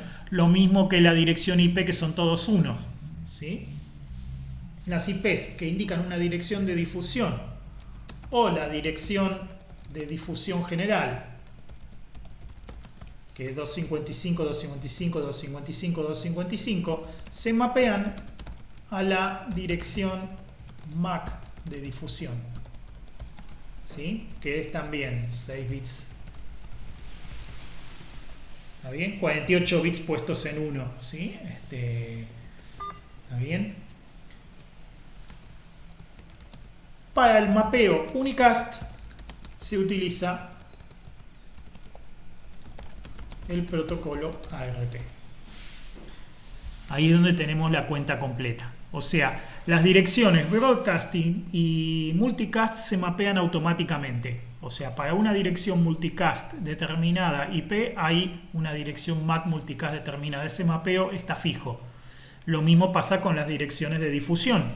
Pero con las direcciones unicast, o sea, con las direcciones que van 1 a 1, ese mapeo obviamente no es automático. Ese mapeo hay que hacerlo. O sea, perdón, ese mapeo no es fijo, ese mapeo hay que construirlo. Entonces, el protocolo ARP, ¿qué es lo que hace? Dada una IP,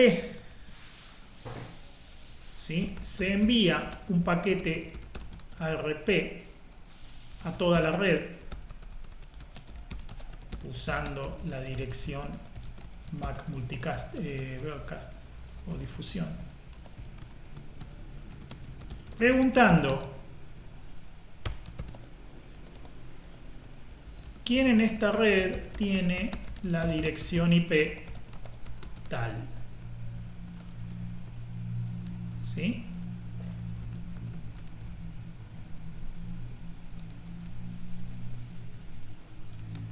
Ninguna máquina va a contestar a este pedido, excepto la que tenga esa dirección IP. ¿Sí?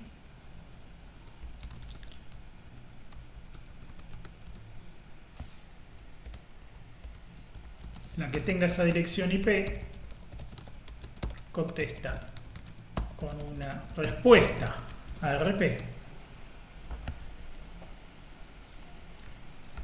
con su propia dirección MAC y dirigida a la dirección MAC del emisor.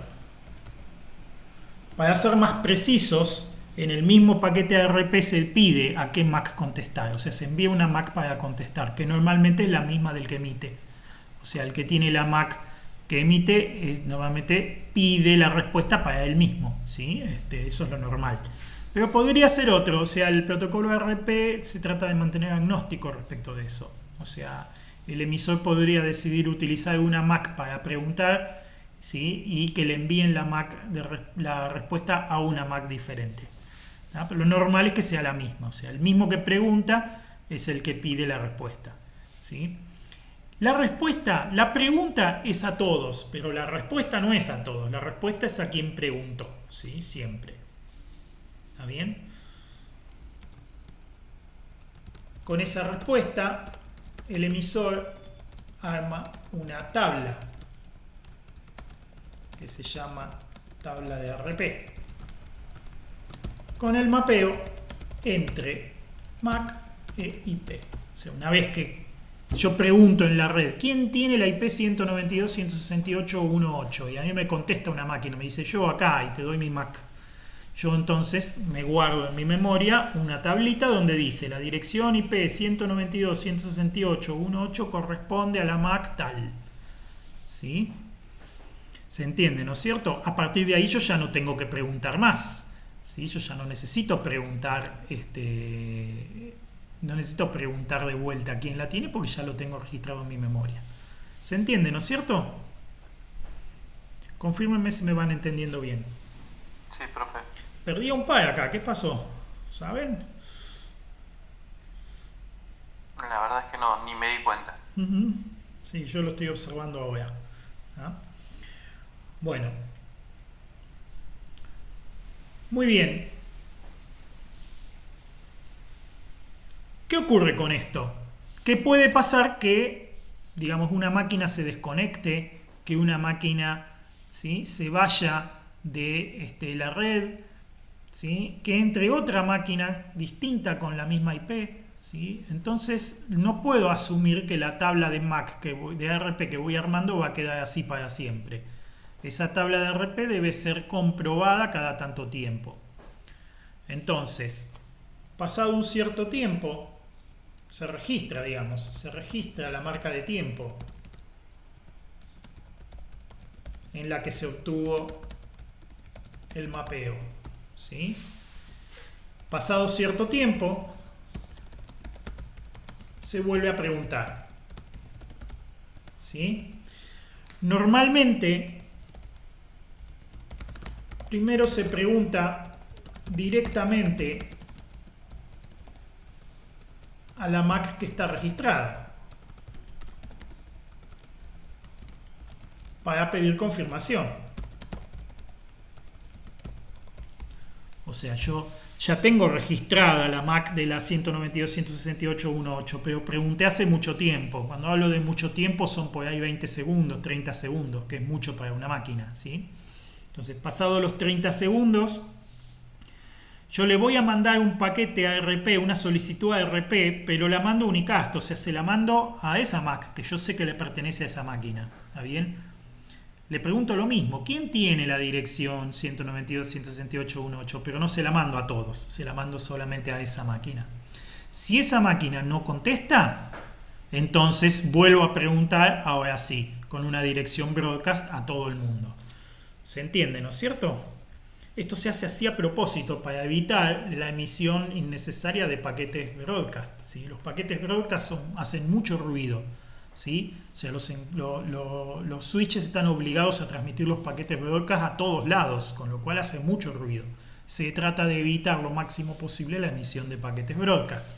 Por eso primero se pregunta, ¿sí?, con un paquete unicast directamente a la máquina que yo creo que tiene esa IP.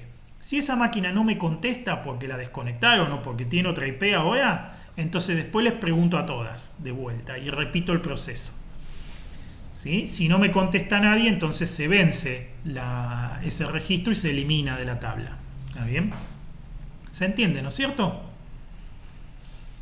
Sí, profe. Bien. Perfecto.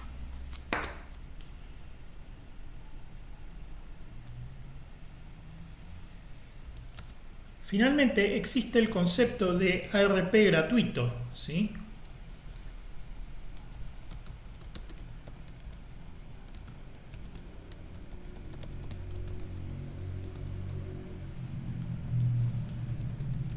donde una máquina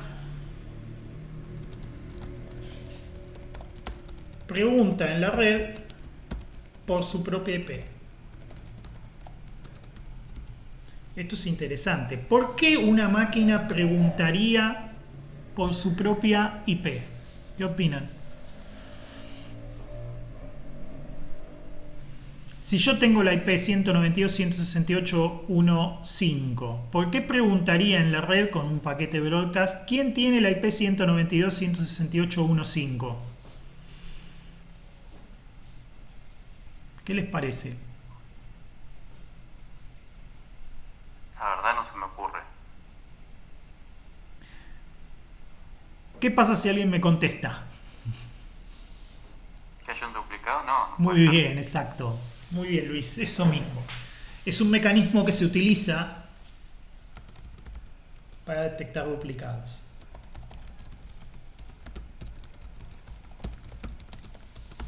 No debería pasar nunca que dos máquinas en la misma red tengan la misma IP, ¿sí? Porque si no se arma la podrida, ¿sí? Porque perdemos la noción de identificación. ¿Tá? Entonces, un mecanismo para detectar duplicados de IP es enviar a RPs gratuitos. Normalmente cuando se levanta una interfaz o se le asigna una dirección IP a una interfaz, ¿sí? El sistema operativo puede decidir enviar un paquete ARP gratuito, o sea, preguntar en la red por esa misma IP para averiguar si alguien más no tiene ya esa IP. Y si ya tiene esa IP, desactiva la interfaz para que no haga un conflicto en la red, ¿sí? Esto se puede activar o desactivar, ¿sí? Pero no debería haber nunca. Imagínense ustedes que si hay dos máquinas con la misma IP y MACs diferentes, ¿sí? Cuando yo pregunto quién tiene la IP 192.168.1.5, me van a contestar dos, ¿sí? Y normalmente yo lo que voy a hacer es registrar la primera respuesta y cuando llegue la segunda respuesta voy a pisar en la tabla de RP, ¿sí? La primera con la segunda, con lo cual me voy a quedar con la idea de que es la segunda máquina y la primera quedó ahí olvidada, ¿sí?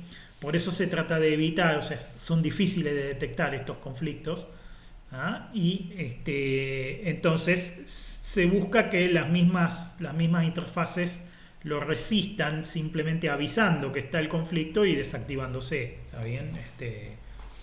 ¿Se entiende, no es cierto? Sí, profe. Bien, muy bien.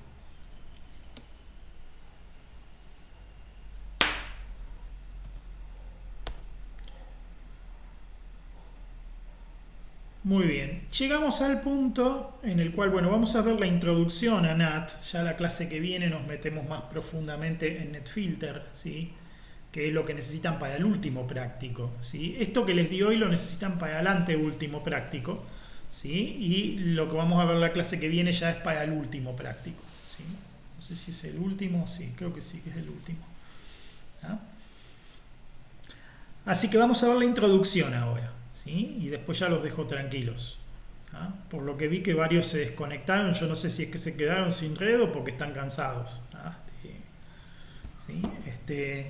Pero bueno, por las dudas, vamos a hacer la introducción, ¿sí?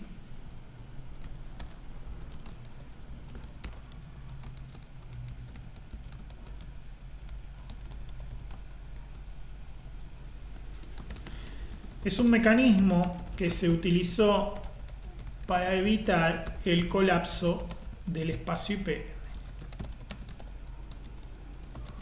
como un apaño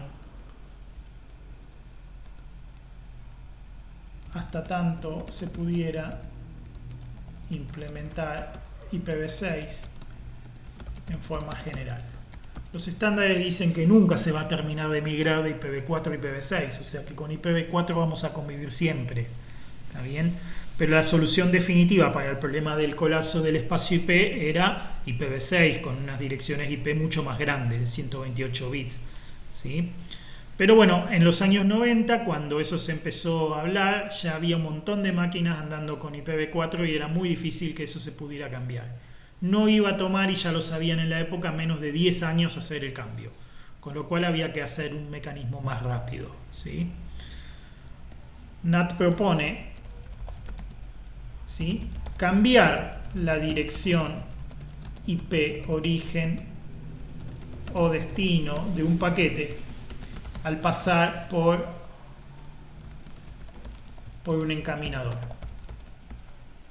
¿sí? Permitiendo el reuso de direcciones IP. Al costo de que ya no se puede mantener el nivel 3 sin noción de estado. Esto es importante, ¿sí? O sea, los protocolos de NAT lo que proponen es que, siguiendo alguna lógica, yo cambie en el paso a través de un encaminador, cambie la dirección IP de un paquete, cosa que hasta ahora jamás hicimos. O sea, los encaminadores siempre tomaban y leían el encabezado y en función del encabezado retransmitían los paquetes a su destino. Cuando pasamos a través de un encaminador que tiene NAT, el encaminador puede llegar a cambiar la dirección IP de un paquete, ¿sí?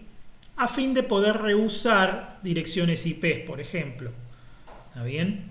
Entonces, existe el NAT sin estado, que solamente sigue reglas estrictas de cambio de IP, pero son 1 a 1, ¿sí? O sea, una IP original por una IP sustituida. Obviamente, ¿sí? Si no es funcional el tema o si no es 1 a 1, ya no se puede hacer sin guardar estado, ¿sí? El NAT más común tiene estado interno, ¿sí?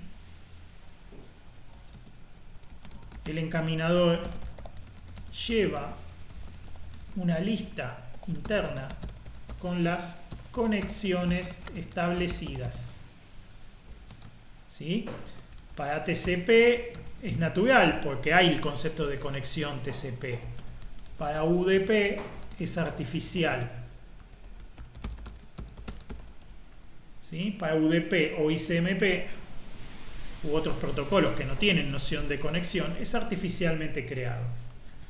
¿Cómo se hace eso? Bueno, se ve pasar un paquete UDP que tiene un puerto de destino, una IP de origen y un puerto de origen, una IP de destino y un puerto de destino, y después de cierto tiempo se ve pasar otro paquete UDP que tiene esos dos datos cambiados y se asume que pertenecen a una conexión, se les pone conexión entre comillas, ¿está bien? Porque hubo una ida y hubo una vuelta, y se puede llevar rastreo también de eso. Lo mismo pasa con el ICMP, ¿sí? Por ejemplo, el ping y el eco. Yo puedo detectar una IP de origen con un eco y después de un rato detecto otro paquete que va en la dirección contraria que tiene un request y yo puedo asumir que eso es una conexión. ¿Está bien? Puedo asumir que es una especie de conexión. ¿Ah? ¿Se entiende, no es cierto? Entonces el encaminador puede ir construyendo en función de la información que ve pasar una tabla y llevando registro de las conexiones y el estado en el que se encuentran. Y esto es necesario para implementar el NAT, ¿sí? Entonces la propuesta es cambiar determinísticamente las direcciones de IP de origen y o destino, así como los puertos de origen y o destino, para poder reusar direcciones IP. O sea, lo que nos permite el NAT bien aplicado es que haya en la red muchas máquinas con las mismas direcciones IP, ¿está bien? Pero que las máquinas puedan seguir conectadas a la internet a pesar de que tienen una dirección IP que no es visible en la internet, ¿sí? Para eso se definen las IPs privadas, ¿sí?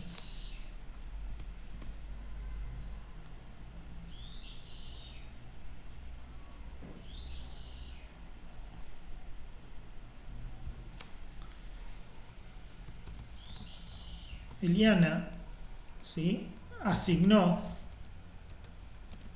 3 rangos de IP para uso privado. Quiere decir que nadie, ningún encaminador de internet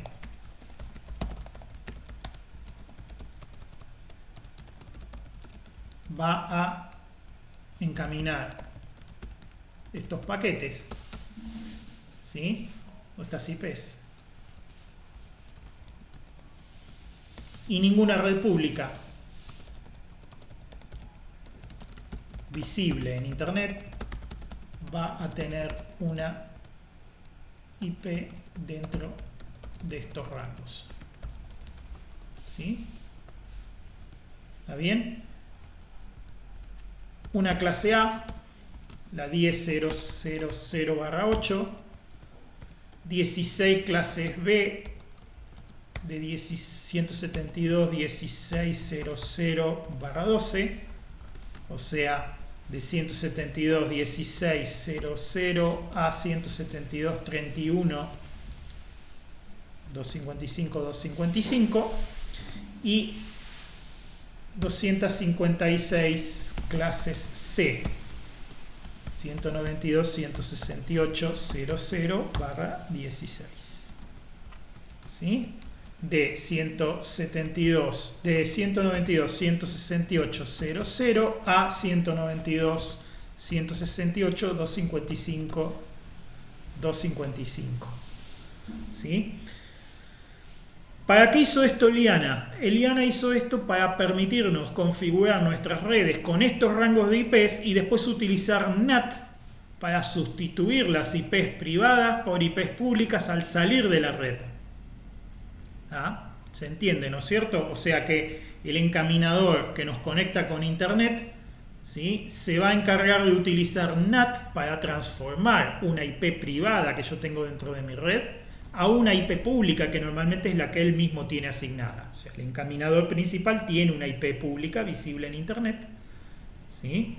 Tiene una IP pública visible en internet, y lo que hace el encaminador cuando el paquete pasa a través de él es sustituir la IP de origen, que tiene una IP privada de mi red, ¿sí?, por la IP de él. ¿Ah? De forma tal que ese paquete sale a internet con la IP del encaminador. La respuesta obviamente va a llegar al encaminador, porque obviamente si salió con su IP, la respuesta va a volver a él.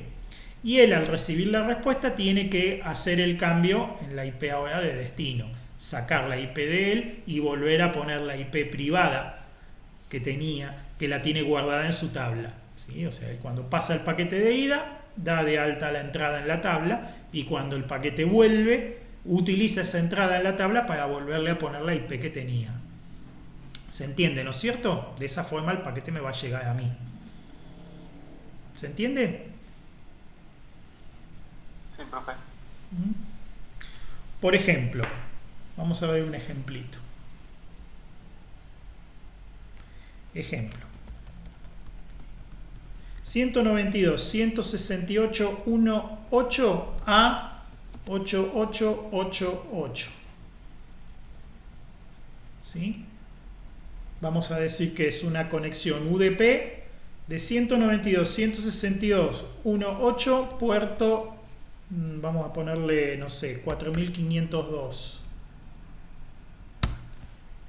¿Sí? A 8888 puerto 53. ¿Sí? Típicamente un pedido de DNS. ¿Sí? Esto es un pedido de DNS.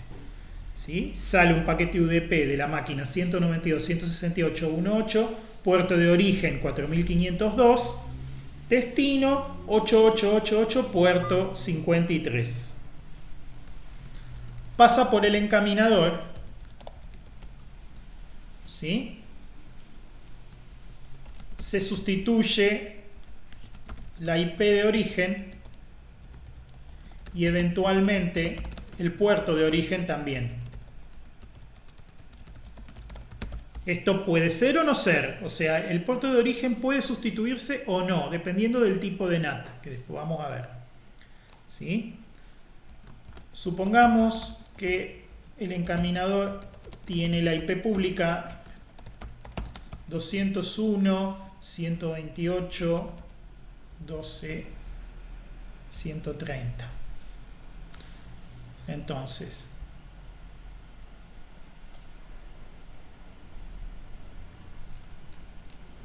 entra al encaminador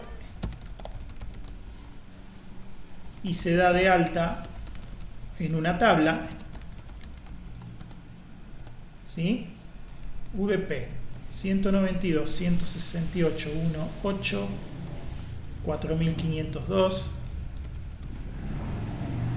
¿sí? Destino 8888 53, ¿sí?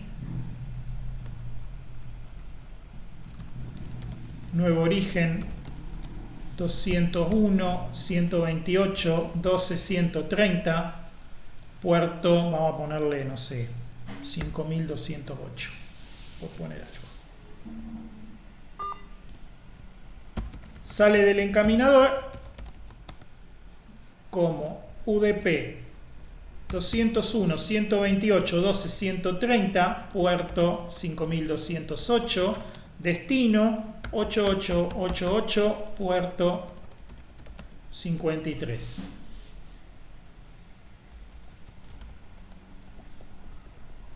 ¿Sí? O sea que el paquete que entra al encaminador tiene IP de origen 192.168.1.8, puerto 4502, destino 8888, puerto 53. ¿Tá? ¿Se entiende, no es cierto? Así entra al encaminador. El encaminador da de alta en una tabla, ¿sí?, esta entrada que dice UDP 192.168.1.8 4502, ¿sí?, destino 8888, puerto 53, nuevo origen tal, ¿sí?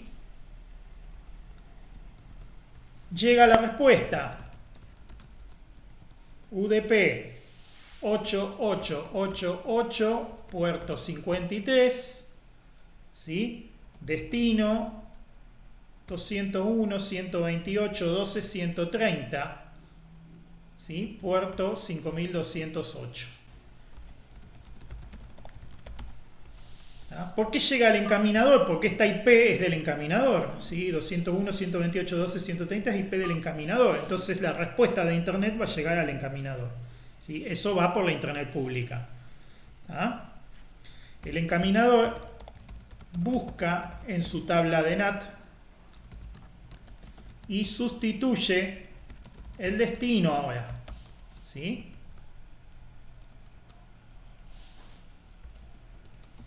Sale del encaminador,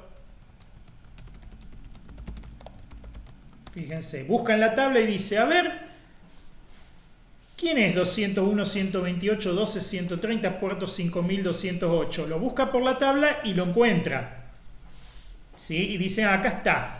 Es el que antes era 192.168.1.8 4502, ¿sí? Lo encuentra en la tabla, ¿sí? Y entonces hace la sustitución. Con lo cual, lo que sale del encaminador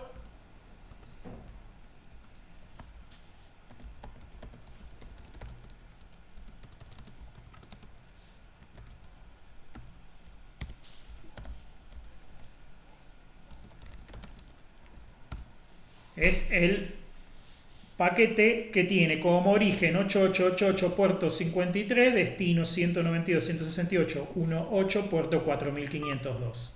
O sea, fíjense ustedes que esto que está acá es la respuesta a esto que está acá, ¿sí? Con lo cual, la máquina que está dentro de nuestra red, ¿sí?, no tuvo que enterarse de que hubo que hacer todo este viaje, ¿sí?, y puede recibir el paquete sin necesidad de tener una IP que es única en Internet.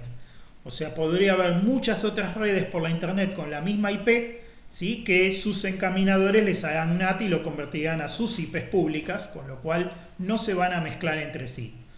¿Tá? ¿Cuál es el costo que hubo que pagar? El costo que hubo que pagar es que no se puede acceder directamente a 192.168.1.8 desde afuera, ¿sí? O sea, yo puedo desde adentro iniciar una conexión hacia afuera, pero desde afuera no se puede iniciar una conexión hacia adentro, a menos que se programe una regla explícita. ¿Se entiende, no es cierto? Sí, profe. Con esto los dejo porque en la siguiente clase vamos a arrancar con esto y lo vamos a profundizar un poquito más. ¿Sí? Pero ya se lo pueden ir pensando tranquilos. O sea, esta lógica la pueden ir evaluando, ¿sí? Para ver, para ver si les quedan dudas al respecto. La clase que viene vamos a ver los tipos de NAT y después ya nos vamos a poner a estudiar el NetFilter, que es un componente muy importante del kernel de Linux, ¿sí? Por hoy es todo. Si no tienen dudas o preguntas, cortamos acá la clase. Díganme, confírmenme ustedes. No, profe, muchísimas gracias. Bueno, perfecto, entonces. Nos vemos el miércoles que viene, Dios mediante, y seguimos desde este punto. Hasta la próxima clase. Gracias, chicos. Nos vemos. Chao. Hasta luego.